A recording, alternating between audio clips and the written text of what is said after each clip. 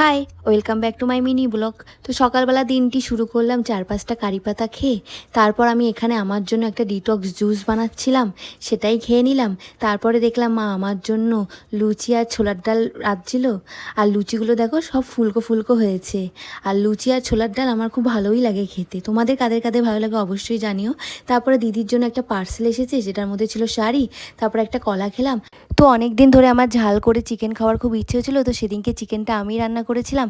আর chicken রান্না করতে গিয়ে আমি নিচে একটু চিকেনের ঝোল ফেলে দিয়েছিলাম, আর সেটা মায়ের দেখার আগে আমি মুছে ফেলেছিলাম। মায়ের চোখে পড়লে না বড়সড় একটা ঝাড় খেয়ে নিতাম সেদিনকে দুপুরে লাঞ্চে ছিল ফ্রাইড রাইস, চিকেন কষা আর আমড়ার টকটা জাস্ট অসাধারণ হয়েছিল।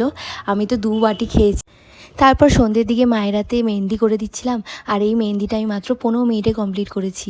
তোমাদের কেমন লাগলো এই মেহেন্দি ডিজাইনটা অবশ্যই কমেন্ট করে জানিও। এভাবেই দিনটি কাটালাম। ভিডিওটি ভালো লাগলে লাইক, কমেন্ট, শেয়ার এবং অবশ্যই সাবস্ক্রাইব করে দিও। বাই।